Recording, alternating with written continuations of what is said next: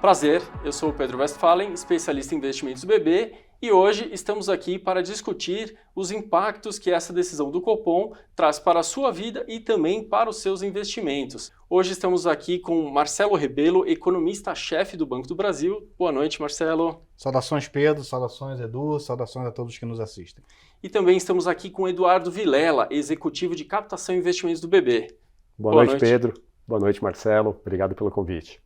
Bom, eu queria registrar aqui, antes de começarmos a falar sobre a reunião do Copom, que o Banco do Brasil está com um novo portal de conteúdo de investimentos, que é o investalk.bb.com.br. Lá, além das carteiras sugeridas e os conteúdos que você já conhece, nós também trazemos agora notícias e cotações em tempo real. Bom, para dar continuidade agora, Marcelo, gostaria que você comentasse aqui conosco e com nossos espectadores por qual motivo que o Comitê de Política Monetária, o Copom, decidiu manter a Selic e quais os reflexos que o Banco do Brasil enxerga nesse sentido. Ótimo, Pedro. Na verdade, a expectativa majoritária do mercado, de economistas, era a manutenção, de fato, da taxa em 3,75. O grande mistério dessa reunião era o comunicado e a sinalização para os próximos passos, né? A pergunta que você fez, por que o Copom manteve a taxa em 3,75? Na verdade, política monetária é um processo, né? Você tem aí uma série de análises que são feitas, tanto quantitativas, objetivas, quanto de ordem qualitativa, né? E ao analisar, sobretudo, projeções de inflação à frente e comportamento das expectativas de inflação, o Banco Central optou por manter a taxa em 3,75. Acho que, fundamentalmente, essas são as razões, né? A gente estava bastante interessado, Pedro, Edu, em verificar alguns itens do comunicado que, eventualmente, poderiam dar algum sinal para os próximos passos, né? E aí a gente estava, fundamentalmente, olhando para o comportamento das projeções e também de algumas mensagens-chave que têm acompanhado, né, a comunicação do Banco Central. No que tange às projeções, houve alguma melhora, tanto as projeções para 2023, que já não faz parte mais do ano calendário do Copom, mas ele tem se referido a elas, recuaram, assim como também 2024. E aí eu dou atenção especial a 2024, porque é o centro da análise do Copom. 3,6% caindo para 3,4% diante de uma meta de 3%. Então, projeções apontam alguma melhora, mas ainda alguma distância em relação a meta perseguida pela autoridade monetária. No que tange às mensagens, eu acho que teve algumas coisas interessantes que eu acho que vale a pena a gente compartilhar. Primeiro, do ponto de vista da análise qualitativa, né, do contexto inflacionário, o Banco Central reconhece alguma melhora, mas ainda avalia que o nível, sobretudo da inflação subjacente, ainda se encontra em patamares incompatíveis com as metas, né? Então esse é o primeiro ponto. O balanço de riscos, né, ou seja, a despeito de uma projeção, o Banco Central analisa também os riscos associados a ela, ele continua similar, então não houve muita alteração nesse item. Talvez mais relevante, o Banco Central ele vinha destacando que não hesitaria em retomar o processo de elevação se eventualmente as projeções se distanciassem do que ele estava imaginando. Ele retirou esse trecho, o que é importante, nos parece um sinal de que, de fato, ao longo desse segundo semestre, iniciará o processo de corte. Mas eu chamaria atenção, e aí talvez essa seja o principal elemento desse comunicado, quando a gente olha para as projeções de mercado, há uma certa divisão entre economistas, né? Economistas e investidores. Alguns acreditam que a redução ela poderia começar já em agosto, né? Ou seja, na próxima reunião, e outros acreditam que essa redução ela poderia se dar em setembro, entre eles nós, do Banco do Brasil. A gente acha que o processo está mais para setembro. O Copom ele manteve algumas palavras que, no nosso entendimento, de fato apontam que a probabilidade maior é que ocorra em setembro. Ele continua citando ali a necessidade de uma serenidade, parcimônia, cautela, paciência no processo de condução da política monetária, o que na nossa cabeça aponta para o início de cortes ainda no segundo semestre, mas somente a partir de setembro. Acho que o ponto importante que a gente precisa ter em mente o grande desafio para esse ano de 2023 era criarmos as condições para que o processo de redução de juros se iniciasse. Porque me parece que um novo ciclo virtuoso para a economia brasileira está muito associado a isso. O Copom de hoje, ele deu um passo adicional nessa direção. Talvez não seja em agosto, talvez não seja na próxima reunião. A gente precisa esperar a ata ainda para avaliar melhor. Mas o fato é que provavelmente nesse segundo semestre a gente começa a ver o processo de flexibilização monetária. Tá ótimo, Marcelo. Muito obrigado pelas tuas análises. Essa análise, sobretudo das entrelinhas do comunicado, são muito úteis para a gente e também para os nossos investidores. E aí, até tocando nesse ponto, se é setembro, se é mais para frente ou não, quem assistiu o nosso último Investalk, reunião de maio, ouviu que nossos especialistas colocaram aqui a importância de diversificar os investimentos e manter posição nas diferentes classes de ativos, em vez de ficar esperando adivinhar o tempo de mercado, né?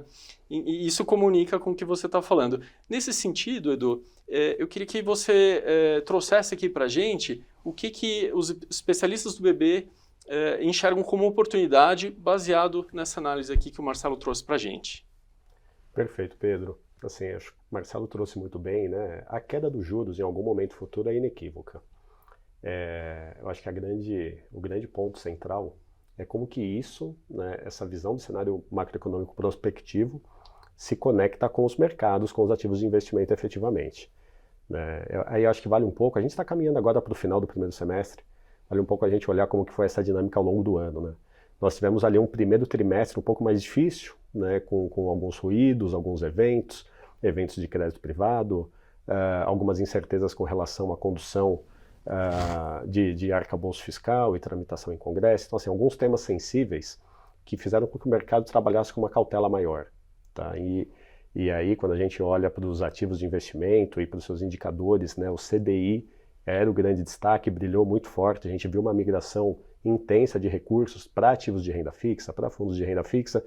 Porém, né, é sempre importante, quando a gente está trabalhando uma carteira de investimentos, ter essa visão diversificada e não só a diversificação, mas também a manutenção disso ao longo do tempo. Claro, sempre atentas às oportunidades. Quando a gente olha agora para esse segundo trimestre, a gente teve um comportamento completamente diferente dos ativos, né, dos fatores de risco. Então nós tivemos tanto pré-fixados, indexados à inflação, a própria Bolsa com uma reação importante nesses últimos 2 meses, fundos multimercado em geral, ativos no exterior. Então a gente teve um segundo trimestre muito positivo, né, para os ativos de risco, e isso inclusive já faz com que no ano, né, agora a gente nessa visão já semestral, já tenhamos várias dessas classes, inclusive superando o CDI. Então, você trouxe muito bem, diversificação é o nome do jogo, né? É importante a gente manter essa visão, a gente costuma falar muito aqui no Investalk, né? Investimento não é uma corrida de 100 metros, é uma maratona. Então essa resiliência, essa perseverança, ela é importante para que de fato a gente, em busca ali de oportunidades de curto prazo, a gente não acabe perdendo os movimentos de tendência, que são aqueles que trazem uma maior rentabilidade para a carteira do investidor. Tá ótimo, Edu. Muito obrigado pelas suas colocações. E agora, Marcelo, como que esses pontos que o Edu colocou e os sinais ali da reunião podem colocar para a gente oportunidades do mercado e cenário externo, inclusive? Não, legal, Pedro. Eu vou aproveitar um bom ponto que o Edu levantou. Esse ano foi um ano bastante turbulento, né? A gente teve aí um primeiro trimestre diferente do que foi o segundo trimestre, e eu acho que essa decisão de hoje do Copom e a própria dinâmica interna que a gente está assistindo aqui no Brasil, associado também a um ambiente global um pouco menos cauteloso, eu diria, do que se imaginava no início do ano, eu acho que todos eles colaboram para um período, é difícil dizer o quanto isso vai se estender, né? Mas acho que colaboram para um período interessante aí para ativos domésticos, né? A gente já sabia que o ano de 2023 seria difícil do ponto de vista de crescimento, afinal a gente está vindo de um período de aperto monetário muito significativo. Então era um ano de travessia, né? E como eu falei na minha primeira ponderação, o grande desafio no Brasil era criar as condições para que a inflação cedesse e a gente começasse a poder reduzir a taxa de juros. Eu acho que a gente está nesse caminho. A gente já viu a atividade recentemente surpreendendo positivamente. É uma surpresa positiva que, é verdade, é concentrado no agro, mas eu acho que traz um viés de redução da inflação importante, né?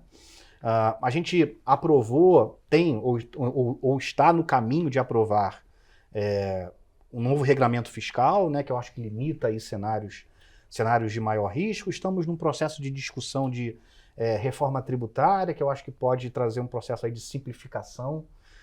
Ou seja, são todos os elementos que me parecem que vão se alinhando para que a gente crie aí um período em que o Brasil tem condição de se diferenciar dos demais.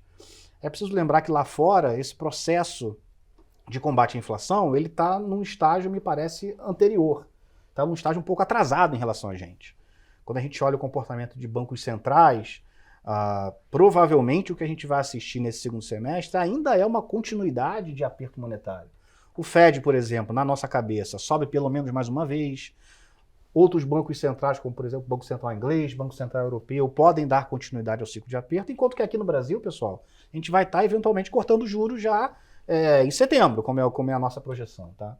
Então me parece que quando a gente conjuga esse cenário de sinalização de corte, mas talvez não na próxima, mas nesse segundo semestre, com uma atividade surpreendendo, mais resiliente do que o imaginado, e lá fora, um ambiente ainda cauteloso, me parece que as oportunidades elas se colocam, em particular olhando para ativos domésticos. Muito obrigado, Rebelo. Então, até para aproveitar esse cenário que você colocou para a gente, essa visão ali para adiante, né? Para capturar isso, quais oportunidades, Edu, os nossos investidores podem se posicionar para capturar esse cenário comentado pelo Rebelo? Pedro, o que a gente tem visto agora para esse segundo semestre é uma continuidade, né, das posições que a gente já tem adotado nos últimos meses. Por exemplo, ativos pré-fixados. E aí seja um fundo pré-fixado, ou seja um tesouro pré, ou até mesmo uma letra, uma LCA pré-fixada. Os ativos pré-fixados, eles estão num momento interessante, tá? A gente tem observado o fechamento da curva aí de forma mais intensa nos últimos 2 meses. E dado esse cenário aqui também projetado pelo Rebelo, assim, a gente deve continuar assistindo uma continuidade disso, que de alguma forma traz uma rentabilidade, traz uma captura de prêmio interessante. É difícil, né, a gente falar ainda sobre velocidade e intensidade desse movimento de afrouxamento monetário, mas ele é algo que ele deve acontecer e deve perdurar por algum tempo. Então a gente continua enxergando espaço para capturar ganhos nos pré-fixados, assim como nos indexados à inflação. Aí, uma preferência maior pelos vértices mais intermediários da curva, tá? Menos os vértices mais de curto prazo. A gente acha que tem uma volatilidade ali que talvez não seja tão interessante, mas nos intermediários tem essa captura de ganho, em especial por conta das ações mais estruturantes que estão sendo adotadas em termos aí de política econômica. Quando a gente olha para a Bolsa de Valores, né, a gente sabe também que as empresas brasileiras vinham com um nível de desconto importante. Estava faltando um pouco de um contexto mais favorável para que a Bolsa começasse a andar. A gente viu o mês de junho, o mês de maio já foi positivo, o mês de junho tem sido bem positivo. A gente enxerga que sim, em esse cenário se concretizando, a gente vai ter um espaço para uma valorização adicional. Nesse momento, a gente prefere adotar uma postura neutra, que é assim, ter posições em Bolsa, até porque a gente nunca sabe o momento ideal, né? Os movimentos são muito elásticos, então você ficar de fora, você corre o risco de fato perder uma boa parte ali de um movimento de alta. Então você tem que estar posicionado de acordo com o seu perfil e seu objetivo, obviamente. E quando a gente olha para o exterior, é uma visão um pouco mais cautelosa. E os ativos, né, as bolsas globais, nesse primeiro semestre, têm apresentado um resultado bem interessante, né? Chama atenção. Por outro lado, a leitura do cenário ela é um pouco mais complexa, acho que ela pede um pouco mais de cautela. Então a gente prefere ficar um pouco mais leve, investimentos no exterior, uma postura neutra na renda variável doméstica e aproveitar a oportunidade que ela se apresenta em especial no pré, indexados à inflação, e nos próprios ativos de crédito privado, né? Depois daqueles eventos que nós tivemos no começo do ano, existia um medo de contágio, isso acabou não acontecendo, não se concretizando. Então boa parte daquilo que foi precificado negativamente no primeiro trimestre tem sido devolvido agora de forma positiva nesses últimos meses. Então, manutenção da estratégia, tá? As nossas carteiras sugeridas aí são disponibilizadas mensalmente com essas nossas recomendações, de acordo com cada perfil. E aí, Pedro, se eu posso deixar um recado final, né? São aquelas mensagens rotineiras, mas que são sempre importantes, né? Cheque a sua reserva de emergência, ela está em dia, né? Imprevistos acontecem, é importante a gente ter essa segurança. Diversifique os seus investimentos. A gente não vai acertar todos os movimentos no momento ali mais assertivo. Então você ter uma posição diversificada, montada, não só protege a sua carteira, como possibilite que você capture esses diferentes ganhos. E cheque sempre o seu perfil de investidor, né? O seu perfil precisa estar sempre em dia, justamente para que você possa aí ter acesso aos produtos mais adequados ao seu momento de vida e aos seus objetivos ao investir. Muito bom, Edu.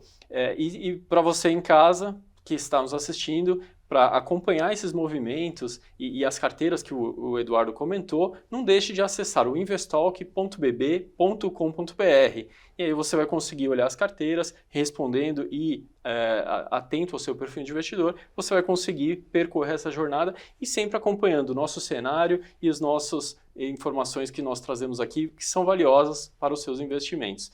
Bom, eu agradeço, Marcelo, pela tua presença hoje. Prazer enorme, Pedro. Obrigado pela oportunidade. Obrigado também, Eduardo. Obrigado pelo convite, Pedro. Bom, é isso, pessoal. Ficamos por aqui. Se tem reunião do Copom, tem Investalk, estaremos por aqui com conteúdos e análises para vocês. Obrigado.